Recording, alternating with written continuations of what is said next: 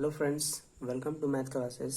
आज हम डिस्कस करेंगे क्वेश्चन नंबर 19 बालाजी प्रकाशन 10th मैथ बुक का। प्रश्न है, किसी धनात्मक पूर्णांक m के लिए सिद्ध कीजिए कि n क्यूब माइनस n 6 से विभाजित है। तो दोस्तों, इसमें हमको प्रूफ करना है कि n क्यूब माइनस n, जहां पर n जो है वो कोई भी पूर्णांक रखने पर वह हमेशा 6 से विभाजित होगा। 6 से विभाजितता के नियम हम आपको बताना चाहेंगे कि 6 से विभाजितता के नियम जो होते हैं वह संख्या जो कि 2 से भी विभाजित हो जाए पूर्णतः और 3 से विभाजित हो जाए वह 6 से भी पूर्णतः विभाजित हो जाएगी। तो इसको हम दो तरीके से कर सकते हैं, या तो हम 2 से और 3 से इसकी डिविजिबिलिटी चेक कर सकते हैं, विभाजितता इसकी चेक कर लें और उसके बाद हम ये लिख सकते हैं कि 6 से विभाजित है या नहीं, या तो हम 6 से विभाजितता ही डायरेक्ट चेक कर सकते हैं। एक्चुअल में इसको हम 3 तरीके से भी कर सकते हैं, या तो हम n की वैल्यू रखते चले जाएं 1 2 3 4 5 और उससे भी चेक कर सकते हैं कि ये 6 से विभाज्य है या नहीं। तो 3 तरीके से कर सकते हैं इसको। हम तीनों मेथड का यहाँ पर डिस्कशन करेंगे। चलिए आइए देखते हैं इसका पहला मेथड। तो चलिए शुरू करते हैं। हम यहाँ पर सबसे पहला तरीका इसमें जानेंगे कि कैसे इसको करेंगे। प्रश्न को हम लिखेंगे। सबसे पहले हम जानते हैं कि कोई भी संख्या 6 से विभाजित होगी यदि वह 2 तथा 3 से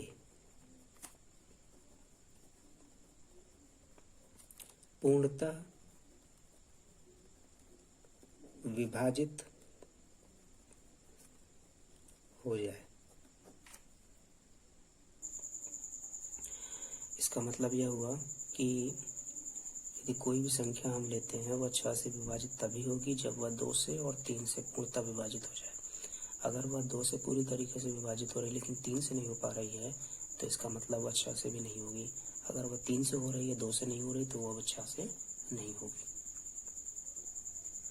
तो आगे इसको देखते हैं कैसे होगा। जब हम किसी पूर्णांक n को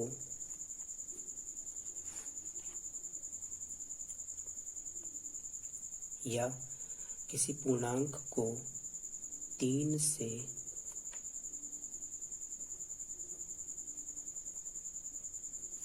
विभाजित करते हैं तो शेषफल जो बचेगा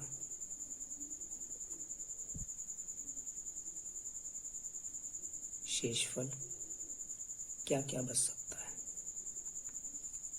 0 1 तथा 2।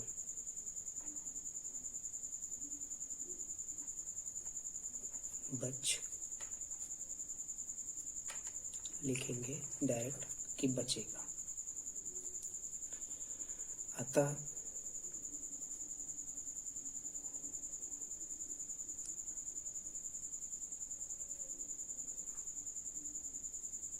a बराबर बी क्यू प्लस आर के रूप में अगर इसको हम लिखें तो कैसे लिखेंगे? 3q दूसरा हो जाएगा 3q प्लस 1 और तीसरा हो जाएगा 3q प्लस 2।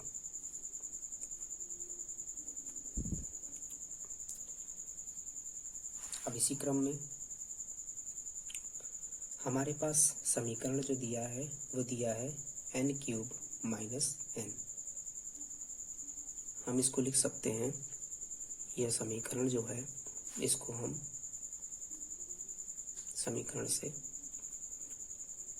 इसका हम गुणनखंड अगर लिखना चाहें तो क्या हो सकता है, अगर हम इसमें n कॉमन कर लें तो n² - 1 होगा, जिसको हम लिखेंगे n-1 और n+1। अब इसमें बारी बारी से हम क्या करते हैं, इसमें 3q, 3q+1, 3q+2 इसमें हम क्या करते हैं, पुट करते हैं और हम देखते हैं कि क्या यह पूरी तरीके से 3 से विभाजित है या नहीं है। तो आइए देखते हैं, यहाँ पर लिखेंगे n बराबर 3q रखने पर, यहाँ पर हो जाएगा 3q, 3q-1 और 3q+1। तो हमको यहाँ से ये मिल रहा है कि 3 के साथ ये q, 3q-1 और 3q+1 ये पूरा टर्म जो है वो क्या है, गुणज के रूप में है। अर्थात हम इसको लिख सकते हैं 3m, यहाँ पर हम लिख सकते हैं, जहाँ m बराबर जो है वो q, 3q+1 और 3q-1 के रूप में है। अतः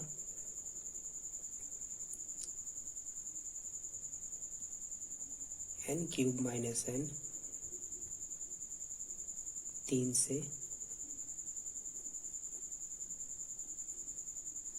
क्या हो जाएगा, विभाजित हो जाएगा। इसी प्रकार हम इसमें 3q+1 भी रखेंगे और 3q+2 भी रखेंगे तो भी उसी तरीके का आंसर आएगा। आइए जल्दी से उसको भी देख लेते हैं। n बराबर 3q+1 रखने पर तो यहाँ पर हो जाएगा n-1 और n+1। यहाँ पर हम लिखेंगे 3q+1, 3q+1 - 1, 3q+1 और +1। तो ये 1 से 1 कैंसिल हो जाएगा, फिर से वही चीज़ आ जाएगी 3q+1 और 3q और यहाँ पर 3q+2। इसमें फिर से वही चीज़ हम इसको अरेंज करके लिखना चाहें तो ये हो जाएगा 3q+1 और 3q+2। ये भी 3 का ही गुणज है, तो यहाँ पर भी हम लिख सकते हैं 3 से विभाजित है, 3 से विभाजित होगा। ठीक है। इसके बाद n बराबर 3q+2 रखने पर भी वही सेम टू सेम प्रोसेस रहेगा, उसी से करेंगे। रखने पर जब 3q+2 रखेंगे तब क्या होगा, n-1 n+1, यहाँ पर 3q+2 रख दीजिए, यहाँ पर 3q+2 -1 करिए और यहाँ 3q+2 + 1 करिए। तो इस जगह पर n की जगह पर ये रखा है, n-1 की जगह पर n की जगह पर 3q+2 -1 मतलब, और n की जगह पर यहाँ पर 3q+2 रख दिया। इसको हम लिखना चाहें तो ये हो जाएगा 3q+2, ये हो जाएगा 3q+1 और यहाँ पर हो जाएगा 3q+3, जिसमें से 3 कॉमन हो जाएगा।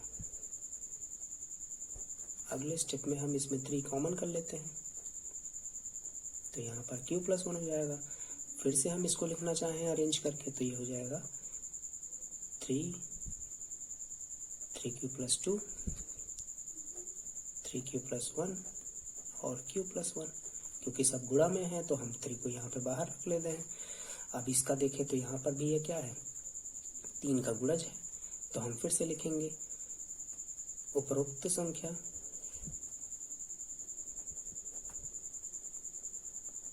तीन से विभाजित होगी।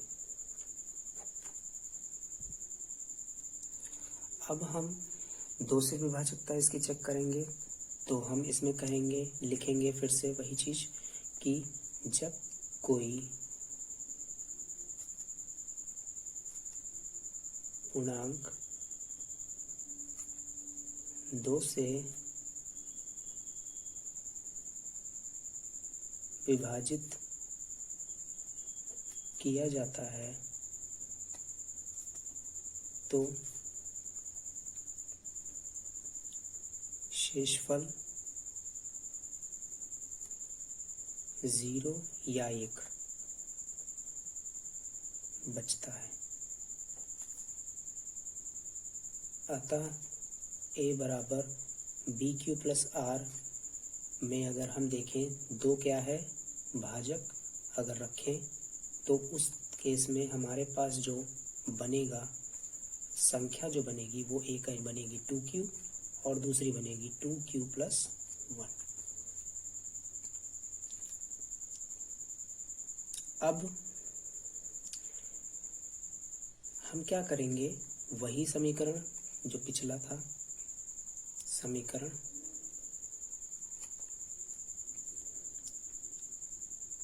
n³ माइनस n से फिर से उसी को हम लिख सकते हैं n माइनस 1 और n प्लस 1। n बराबर 2q रखने पर तो यहाँ पर हो जाएगा 2q माइनस 1 और 2q प्लस 1। अब हम इसमें देखें तो ये 2 का गुणज है, तो हम ये लिख सकते हैं उपरोक्त संख्या या उपरोक्त पूर्णांक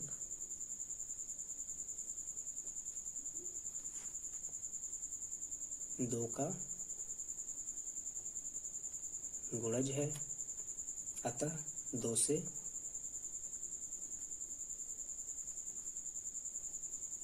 पूर्णतः विभाजित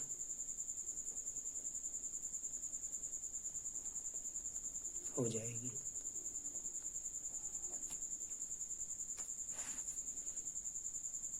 अब इसी क्रम में n बराबर 2q प्लस 1 रख देते हैं। 2q प्लस 1 दिए गए समीकरण में रखने पर तो n माइनस 1 n प्लस 1 में हम 2q प्लस 1 रखते हैं तो 2q प्लस 1, अगले वाले में 2q प्लस 1 माइनस 1 और यहाँ पे 2q प्लस 1 प्लस 1, तो ये हो जाएगा 2q प्लस 1। ये 1 से 1 कैंसिल हो जाएगा तो यहाँ पर 2q बचेगा और यहाँ पर 2q प्लस 2। तो इसमें हम ये देख सकते हैं 2 का फिर से गुणज आ गया, तो यहाँ पर हम लिख सकते हैं अतः पूर्णांक 2 से विभाजित हो जाएगी। तो हमने देखा कि पिछले पार्ट में यहाँ पर कि वह संख्या n³ माइनस n 3 से भी पूर्णतः विभाजित हो रही थी और 2 से भी पूर्णतः विभाजित हो रही है। तो हम यहाँ पे लिख सकते हैं अगले स्टेप में n³ माइनस n 3 तथा 2 से पूर्णतः विभाजित हो जाती है,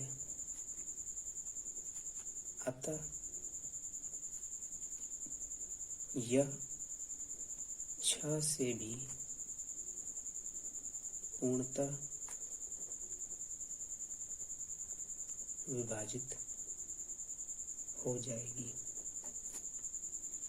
ये हो गया इसका आंसर।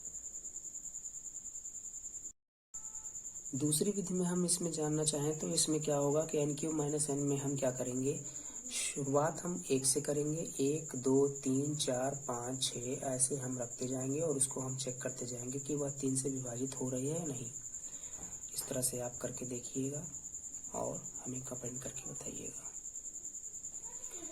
तथा तीसरी विधि जो है उसमें हम क्या करेंगे, जैसे कि जब कोई पूर्णांक 2 से विभाजित होता है तो शेषफल हमारे पास 0 1 बचता है, तो हम इस पूर्णांकों को 6 से ही तो विभाजित कर रहे हैं, तो इसका मतलब यहाँ पर हम लिखेंगे कि वह पूर्णांक जो कि 2 से नहीं 6 से विभाजित हो रहा है, तो शेषफल हमारे पास बचने के जो चांसेस रहेंगे वो क्या क्या होंगे, 0 से लेकर के 5 तक। तो यहाँ पर हमारे पास एक बचेगा 6q, एक होगा 6q प्लस 1, फिर 6q plus 2, 6q plus 3, 6q plus 4 और 6q प्लस 5। आप इसमें क्या करिएगा, n की जगह पर 6q plus 1, 6q plus 2, 6q plus 3, 6q plus 4 और 6q प्लस 5 इस समीकरण में रखिएगा और उसके जगह पर आप इस तरीके से करके सॉल्व करिएगा। उसमें भी आपको डायरेक्ट आंसर मिल जाएगा कि वह पूर्णतः 6 से विभाजित होगा।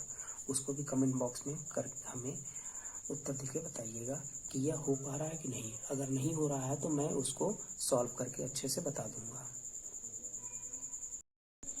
अगला प्रश्न है 20।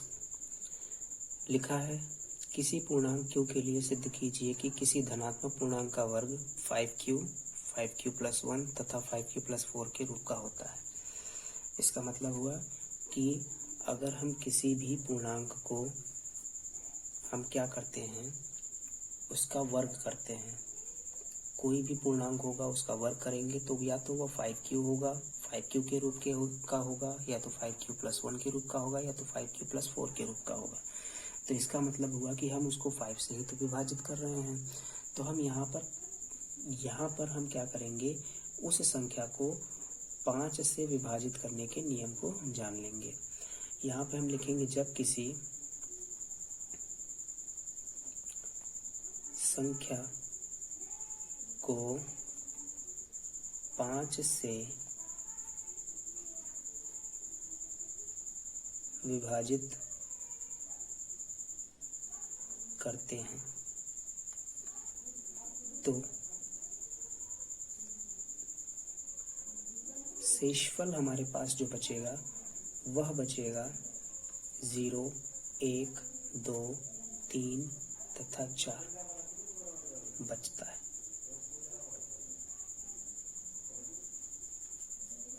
अतः संख्या जो होगी वह होगी 5q plus 1, 5q plus 2, 5q plus 3 और 5q प्लस 4 के रूप की। अब इन्हीं संख्याओं का हम क्या कर लेंगे, वर्ग कर लेंगे और हम देखेंगे कि वह 5q प्लस 1 और 5q प्लस 4 के रूप में ही आ रही है कि नहीं आ रही है। तो हम यहाँ पर कोई दूसरा पूर्णांक मान के चलते हैं, क्योंकि यहाँ पर हमको 5q प्लस 1 और 5q प्लस 4 के रूप में मानना है। तो हम यहाँ पर इसकी जगह पर m मान लेते हैं, इसको हम m मान लेते हैं।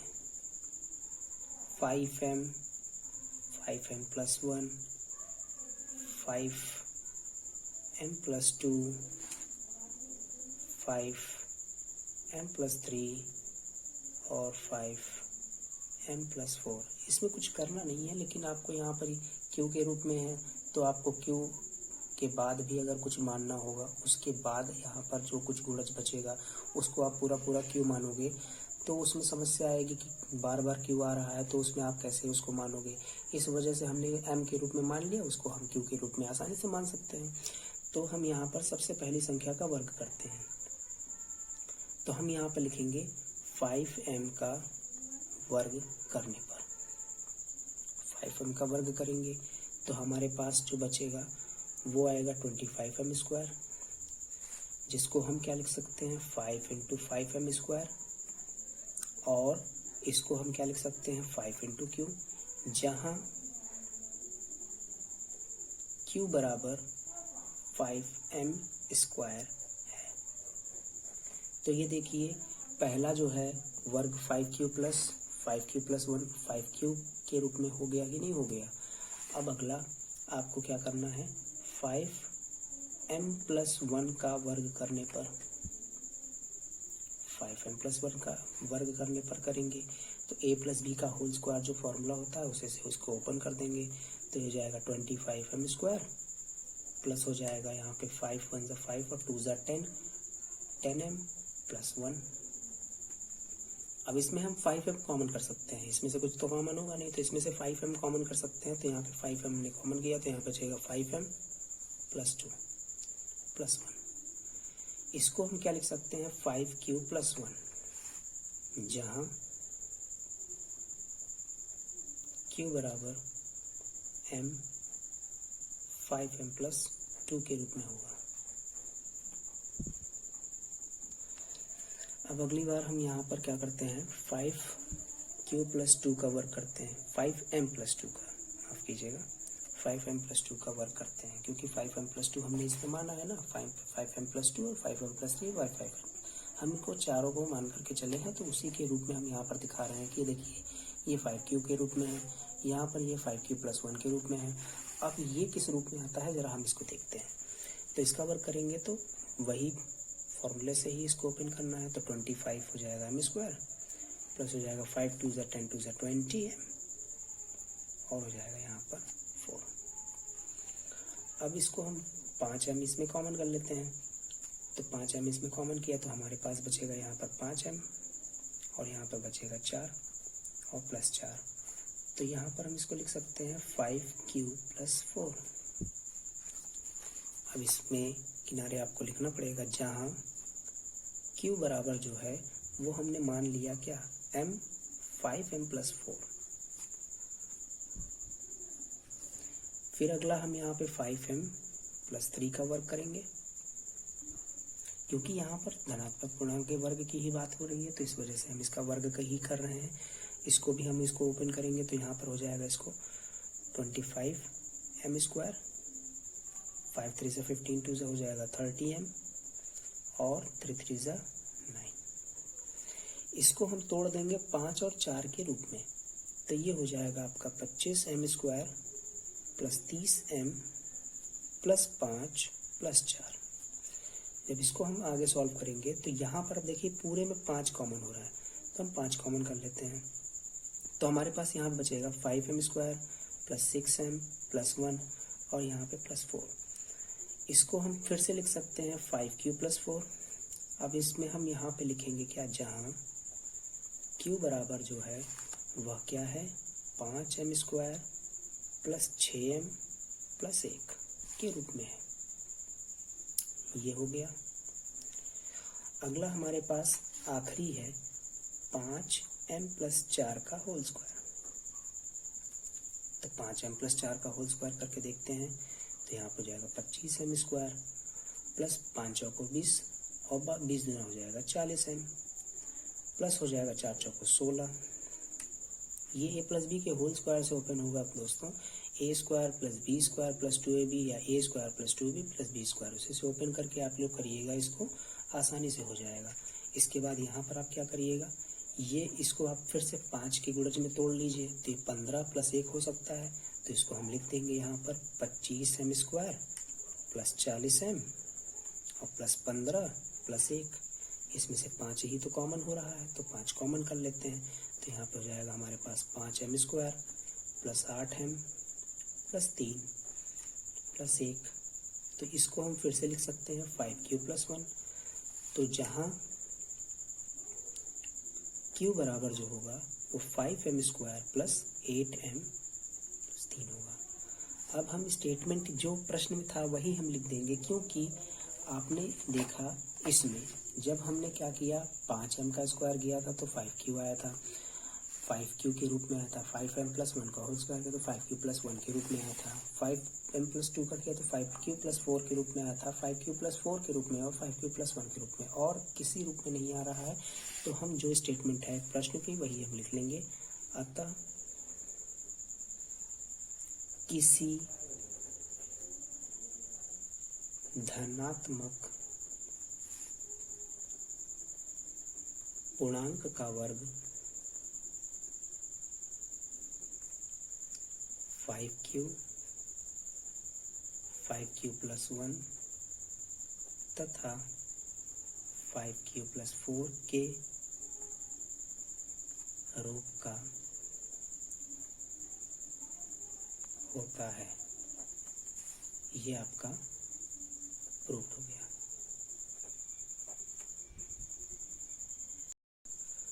प्रश्न संख्या 21 में लिखा है, दर्शाइए कि प्रत्येक धनात्मक समपूर्णांक 2m के रूप का होता है तथा प्रत्येक धनात्मक विषम पूर्णांक 2m प्लस 1 के रूप का होता है, जहां m कोई पूर्णांक है।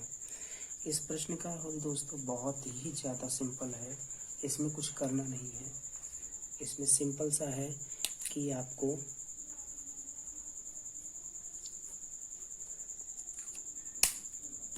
आपको इसमें क्या करना है कि 2 से विभाजित हो रहा है, 2 से कोई भी संख्या को विभाजित करते हैं तो हमारे पास बचता क्या है वो हमको लिख लेना है। जब किसी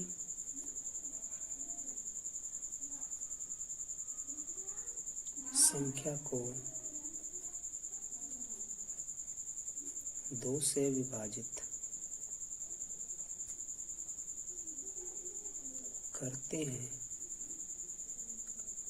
तो शेषफल 0 या 1 बचता है, ये हम लिख सकते हैं। अच्छा, इसमें यहाँ पर हमको एक चीज़ समझनी है, जब शेषफल 0 बचेगा तो संख्या सम होगी, जब शेषफल 1 बचेगा तो संख्या होगी विषम। अब इसी क्रम में हम यहाँ पर लिख सकते हैं कि हम जानते हैं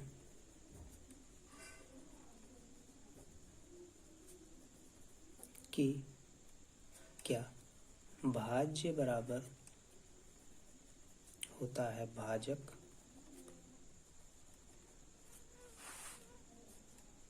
गुणे भागफल प्लस शेषफल, ये होता है। अब हम यहाँ पे लिख सकते हैं भाज्य, भाजक जो है वो है 2 और भागफल हमने मान लिया q है, शेषफल जो है वो r है। तो भाज्य जो होगा वह क्या होगा, अब समझिएगा। यहाँ पर q की जगह m भी मान सकते हैं, कोई इसमें समस्या वाली बात नहीं है। तो यहाँ पर जाएगा 2q प्लस r।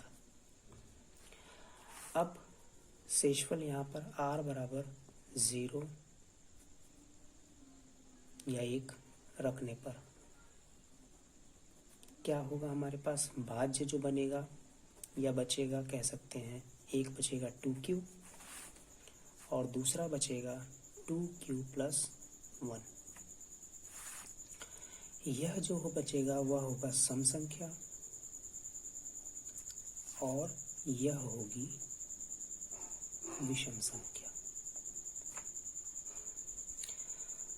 तो हम यही लिख सकते हैं, इसको हम 2q को हम m भी लिख सकते हैं, तो 2m प्रकार का भी हो सकता है, जहाँ पर यह है कि अगर कोई भी धनात्मक समपूर्णांक है तो वो होगा 2q के रूप में या 2m के रूप में, और कोई भी धनात्मक विषम पूर्णांक है तो वो होगा 2q प्लस 1 या 2m प्लस 1 के रूप में। ये इसका उत्तर हो जाएगा। तो दोस्तों, इस अभ्यास प्रश्न 1.1 का यहाँ पर समापन होता है। मिलते हैं अगले वीडियो में, 1.2 एक्सरसाइज स्टार्ट करेंगे। अगले वीडियो में मिलते हैं, तब तक के लिए जय हिंद।